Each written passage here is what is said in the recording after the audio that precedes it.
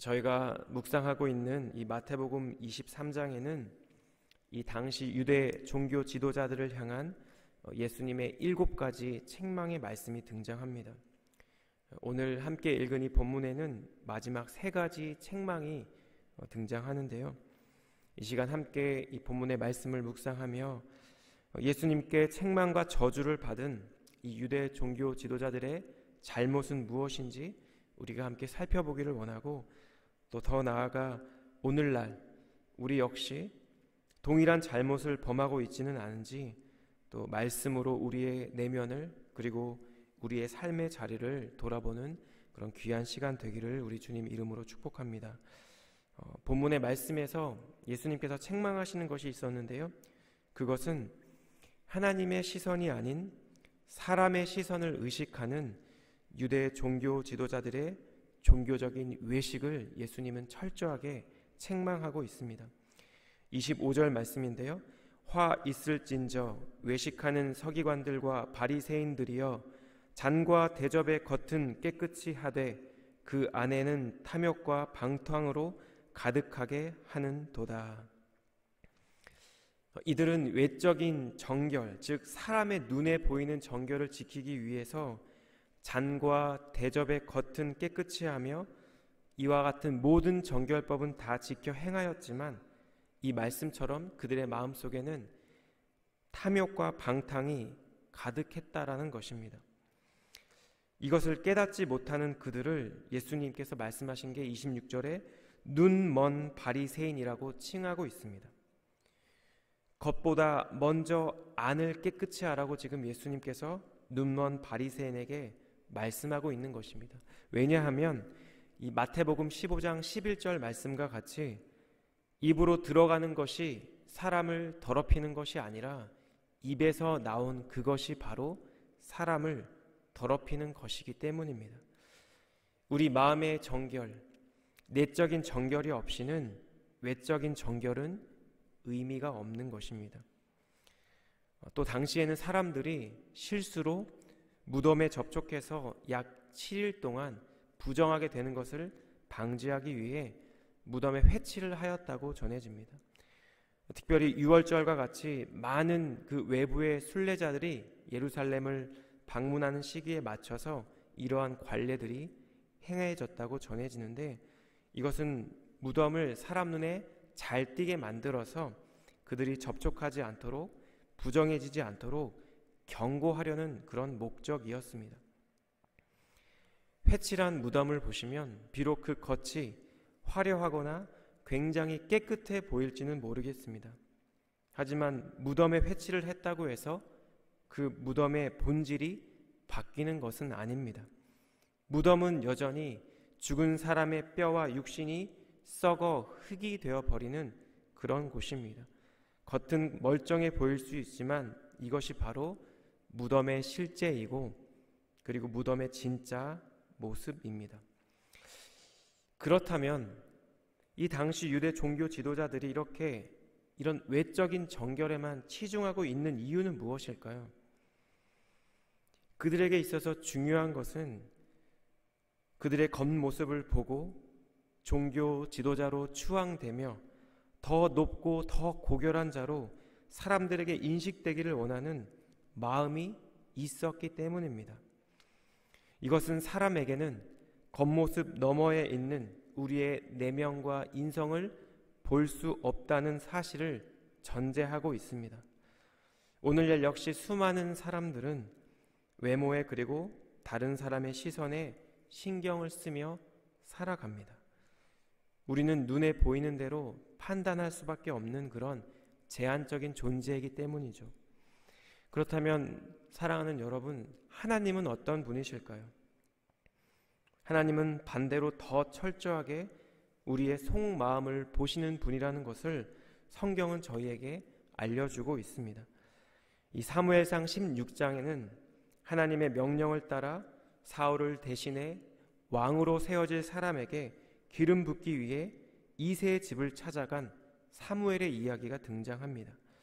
이 이새의 첫째 아들인 엘리압이 사무엘 앞을 지나갈 때 사무엘이 이렇게 생각하죠. 여호와의 기름 부으실 자가 과연 주님 앞에 있도다. 이 사람이 과연 여호와의 기름을 부음받아 마땅한 자로다라고 사무엘이 속으로 생각했던 것입니다. 하나님의 위대한 사사이자 선지자였던 사무엘조차 사람의 외모를 통해 그 사람의 됨됨이를 평가해 버리는 그런 실수를 하고 만 것입니다. 이러한 사무엘에게 하나님께서 하신 말씀이 이어지는 사무엘상 16장 7절에 기록되어 있는데요. 여호와께서 사무엘에게 이르시되 그의 용모와 키를 보지 말라. 내가 이미 그를 버렸노라. 내가 보는 것은 사람과 같지 아니하니 사람은 외모를 보거니와 나 여호와는 중심을 보느니라 하시더라. 하나님께서는 이렇게 말씀하고 있습니다. 사람은 그저 외모를 볼 뿐이지만 나는 마음의 중심을 본다. 이 중심으로 해석된 레바브라는 히브리어 단어는 한 사람의 감정, 그리고 지식과 지혜, 그리고 양심과 도덕적 특성 모두를 아우르는 총체적인 단어라고 합니다. 하나님께서 이처럼 사람의 중심, 그리고 이 마음을 중요하게 여기시는 이유가 있습니다. 그 이유는 이 사람의 마음이 한 사람을 대표할 뿐만 아니라 인간 행위의 원천이기 때문입니다. 사울이 하나님께 버림을 받은 것도, 그리고 다윗이 하나님께 하나님의 마음에 합당한 자라는 평가를 받은 것도 그들의 마음의 중심이 어떠한지에 따라 결정된 것이라는 것을 지금 보여주고 있는 것입니다. 저는 이 본문의 말씀을 묵상하며 잔과 대접의 겉만 깨끗이 하느라 자신의 내면이 탐욕과 방탕으로 가득하게 되는 것을 깨닫지 못하는 이 바리새인의 모습이 비단 예수님 시대 종교 지도자들의 문제만은 아닐 것이라는 그런 묵상이 되었습니다. 혹시나 우리의 일상이 회칠한 무덤과 같이 겉으로는 깨끗하게 보이고 화려하게 보일 수도 있지만 내면은 더러운 것과 썩어져 버릴 것으로 가득 차 있는 것은 아닌지 본문은 우리에게 지금 말씀하고 있는 것입니다. 그렇다면 이와 같은 이 본문의 말씀 앞에서 우리는 어떻게 해야 할까요? 먼저는 우리의 관심과 우리의 시야를 우리의 겉모습을 보는 사람의 시선으로부터 우리의 중심을 보시는 하나님의 시선으로 옮겨야 할 것입니다. 이 사람의 중심을 보시는 그 하나님의 시선을 의식할 때 우리는 우리 안에 있는 탐욕과 우리 안에 있는 방탕함과 우리 안에 있는 자아의 참된 모습을 주목하게 될 것입니다. 하나님의 말씀으로 우리의 영혼과 우리의 생각과 우리의 마음을 살필 때 주님의 관점으로 내가 어떤 사람인지를, 그래서 내가 어떤 주님의 은혜가 필요한지를 처절하게 우리는 깨닫게 될 것이라는 말씀입니다. 이렇게 우리의 내면을 깨닫게 하실 때, 우리의 실체가 어떠한지를 알게 하실 때 우리의 중심이 하나님으로부터 멀어져 있음을 나타내는 여러 영적인 증상들을 우리가 발견하게 될 때 우리는 다시금 하나님 앞에서 은혜의 자리로, 그리고 회개와 회복의 자리로 나가야 할 것입니다. 이 새벽 이 종교 지도자들의 종교적인 위선과 외식을 책망하는 이 예수님의 말씀 앞에서 우리 내면의 참된 모습을 깨닫는 은혜가 저희 모두에게 있기를 주님 이름으로 축복합니다. 더 나아가서 우리 마음의 중심이, 우리의 전 인격이 하나님의 시선을 의식해서, 그래서 하나님의 전적인 은혜를 구하며 우리 주님의 마음에 합한 자로 세워져가는 저희 모두가 되기를 원하고 우리 사랑하는 한우리 공동체가 되기를 우리 주님 이름으로 축복합니다. 이 두 번째로, 예수님께서는 스스로 의로운 자라고 여기고 있는 유대 종교 지도자들의 영적인 교만을 책망하고 있습니다. 이 예수님의 마지막 7번째 책망과 비판은 바로 서기관들과 바리새인들의 그릇된 자기 평가에 관한 것이었습니다. 29절 말씀과 같이 그들은 선지자의 무덤을 만들고 의인들의 비석을 꾸밈으로써 그들을 기념하고자 하였습니다. 주 1세기에는 이렇게 화려한 무덤을 만드는 것이 중요하게 여겨졌다고 전해지고 있습니다. 예를 들어서 헤롯 대왕은 다윗의 무덤에 새로운 대리석 비석을 세우기도 하였습니다. 그런데 이처럼 이들이 선지자와 의인들을 기념하는 이유가 있습니다. 그것은 바로 그들을 추모하고 그들을 경외하기 때문이 아니라 바로 자기 자신이 의로운 자라는 것을 나타내고 드러내기 위해서였다는 것입니다. 이 본문 30절 말씀에 그들의 이러한 의중이 나타나고 있는데요. 만일 우리가 조상 때에 있었더라면 우리는 그들이 선지자의 피를 흘리는데 참여하지 아니하였으리라 하니. 그들의 이러한 교만한 마음을 꿰뚫어 보신 예수님께서 31절에서 이렇게 말씀합니다. 그러면 너희가 선지자를 죽인 자의 자손임을 스스로 증명함이로다. 이어지는 32절에 이런 말씀이 있습니다. 너희가 너희 조상의 분량을 채우라. 예수님의 이 말씀은 조상의 만행을 너희도 이어서 하되 심판에 이를 때까지 그 일을 하라는 예수님의 저주의 말씀입니다. 예수님께서 이렇게 말씀하시는 이유는 그들이 이미 조상의 전철을 밟아 예수님을 거부하였고 거부하고 있으며 더 나아가 예수님을 죽일 구실을 찾고 있었기 때문입니다. 이제 예수님께서는 34절 말씀과 같이 구약시대에 자신의 선지자들을 이스라엘 백성들에게 보내신 하나님과 같이 선지자들과 지혜 있는 자들과 서기관들을 다시 그들에게 보내실 것입니다. 이는 예수님을 따르는 제자들이 이 구약의 선지자들과 같이 하나님의 뜻을 전하는 역할을 감당하게 될 것을 의미합니다. 그리고 서기관과 바리새인들은 그들의 조상과 같이 제자들을 박해하고 그들을 십자가에 못 박을 것입니다. 35절에 언급된 의인 아벨의 피는 인류 역사에서 최초로 의로운 자가 박해받아 죽임당한 사건을 나타냅니다. 그리고 바랴게의 아들 사가랴의 피는 베레게의 아들 선지자 스가랴의 죽음을 의미합니다. 예수님은 이처럼 아벨과 스가랴를 구약의 역사에서 의인으로 죽임당한 첫 번째 사람과 마지막 사람으로 제시하며 그 사이에 흘린 의로운 모든 피가 모두 그들에게 돌아갈 것이라고 지금 그들에게 선언하고 있는 것입니다. 이처럼 예수님께서 신랄하게 지금 책망하시는 당시 바리새인과 서기관들의 참된 잘못은 바로 자신들에게는 잘못이 없다고 생각하는 데에 있었습니다. 하나님의 선지자들을 박해하고 죽인 자신들의 조상과는 달리 자신들은 지금 그들의 무덤을 꾸미며 그들의 무덤에 비석을 세우고 그들을 기념하며 의인으로 하나님 앞에서 의인으로 살고 있다라는 것입니다. 그러나 그들은 결국 마태복음 27장 20절 말씀과 같이 그들이 조상이 했던 대로 무죄한 예수님을 십자가에 못 박으라고 소리 지르게 될 것입니다. 사랑하는 여러분, 과연 예수님 시대 유대인들이 그리고 유대 종교 지도자들이 이 세상 모든 시대, 모든 나라에서 가장 악한 종족이었기 때문에 가장 악한 사람들이었기 때문에 하나님의 아들인 예수님을 못 박은 것일까요?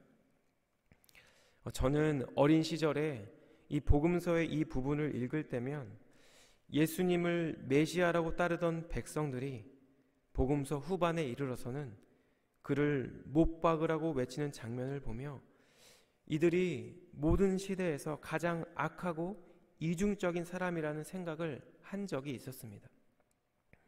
그런데 어느 순간부터 이렇게 이스라엘을 로마로부터 구원해줄 메시아로 알고 따랐던 예수님을 이제는 십자가에 못 박아 죽일 것을 소리 지르는 이 유대인들의 존재가, 그리고 이 유대 종교 지도자들의 마음이 우리라는 깨달음이 그런 묵상이 되었습니다. 왜냐하면 우리의 죄로 인해 하나님의 아들이 십자가에 못 박힌 것이기 때문입니다. 이 본문을 묵상하고 또 설교를 준비하는 가운데 이 어노인팅이라는 찬양팀의 한 찬양이 떠올랐는데요. 그 찬양의 제목이 내가 예수를 못 박았습니다 라는 것입니다. 그 노래는 이렇게 시작합니다. 예수, 흠도 죄도 없는 당신이 깊이 감춰둔 내 죄로 인하여 하나님의 어린 양 속죄의 제물되어 저주받은 나무에 달리셨네. 내가 예수를 당신을 부인했습니다. 내가 예수를 당신을 못 박았습니다. 그런데 이 찬양의 가사만큼 제 마음에 쿵 하고 울리게 되었던 것이 있었는데요. 그것은 이 찬양의 중간에 간주가 진행되는 동안에 했던 이 찬양 인도자의 짧은 고백이었습니다. 그분은 어느 날 문득 이런 생각을 하고 있는 자기 자신을 발견하게 되었다고 합니다. 그것은 자신이 많은 사람들을 향해 손가락질을 하고 있다는 것입니다. 하나님, 제가 저 사람보다는 낫죠. 하나님, 저는 적어도 저렇게 행동하지는 않잖아요. 하나님, 저는 그래도 평생 교회에서 살았잖아요. 그런데 그러한 마음이 조금씩 쌓였는지 어느 날 이 찬양 인도자가 십자가를 보고 있는데 나는 예수님을 못 박지 않았어라는 아주 이상한 당당함이 그 마음 안에 들어와 있다라는 것입니다. 이 본문을 묵상하고 설교를 준비하며 하나님께서 보내신 선지자를 핍박한 조상들과는 달리 선지자들의 무덤을 꾸미고 비석을 세우는 나는 의로운 사람이야 라고 하는 이 종교 지도자들의 마음이 제 안에 있지는 않은지 돌아보게 되었습니다. 이 찬양 인도자의 고백과 같이 적어도 나는 예수님을 못 박진 않았어라는 아주 이상한 당당함이 어느새 우리의 마음속에 자리 잡고 있지는 않은지 제 자신을 돌아보게 되었습니다. 예수님은 오늘 이 본문의 마지막 단락에서 예루살렘의 멸망을 예고하시며 이렇게 탄식하시며 고백합니다. 37절 말씀인데요. 예루살렘아 예루살렘아 선지자들을 죽이고 내게 파송된 자들을 돌로 치는 자여, 암탉이 그 새끼를 날개 아래에 모음같이 내가 내 자녀를 모으려 한 일이 몇 번이더냐. 그러나 너희가 원하지 아니하였도다. 예루살렘을 향한 이 예수님의 탄식을 읽으며 자신의 자녀가 멸망이 아닌 생명의 길로 가는 것, 악인이 아닌 의인으로 살아가는 것, 그래서 오직 하나님으로 인해 영원한 생명의 나라에서 영원토록 주님의 영광 가운데 살아가는 것이 바로 우리를 향한 주님의 마음이 아닐까라는 그런 묵상이 되었습니다. 이 아침 하나님의 시선보다 사람의 시선을 의식하며 외식했던 바리새인의 모습을 보며 조상들과는 달리 나는 의인이야 라고 자부했던 유대 종교 지도자들의 모습을 보며 우리 내면에 있는 외식과 영적인 교만함의 흔적을 발견하고 돌이키게 되는 그런 은혜가 저희 안에 있기를 주님 이름으로 축복합니다. 참된 정결함과 겸손함 가운데 주님 앞에 나아가는 오늘 하루의 삶이 되기를 축복합니다. 그래서 우리의 마음의 중심을 보시는 그 하나님 앞에서 겸손하고 정결함으로 주님의 은혜를 구하며 그래서 하나님 마음에 합한 자로 세워져 가는 오늘 우리의 삶이 되기를 우리 주님 이름으로 간절히 축복합니다. 기도하겠습니다.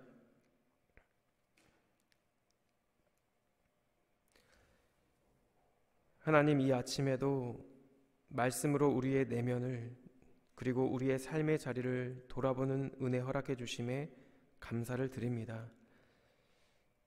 하나님이 아닌 사람 앞에서 정결하고 의로운 자로 보이기 위해 외식을 행하고 또 스스로 의롭다 여기며 살아갔던 유대 종교 지도자들의 모습 속에 혹시나 나의 모습은 있지 않은지 주님 깨닫게 하여 주시고 사람의 시선이 아닌 하나님의 시선을 의식하며 하루하루 살아가는 저희의 삶이 되게 하여 주시옵소서. 주님, 우리의 마음의 중심과 생각을 보시는 하나님을 기억하며 살아가는 은혜와 지혜를 저희 모두에게 허락해 주셔서 우리의 내면이, 우리의 마음의 중심이 성령께서 주관하시는 하나님의 나라가 되게 하여 주시고 거룩한 성전이 되게 해 주시며, 그래서 우리의 삶의 자리가 주님의 거룩과 영광을 드러내는 예배의 자리가 되게 하여 주시옵소서. 주님, 오늘도 우리에게 귀한 생명 허락해 주심을 감사드립니다. 오늘 하루 우리에게 주신 이 생명이, 우리의 내면이, 우리의 속 사람이 더욱더 예수님 닮아가는 복된 하루 되게 하여 주시옵소서. 그렇게 행하실 주님께 감사와 영광을 올려드리며 예수님의 거룩하신 이름으로 기도드렸습니다. 아멘.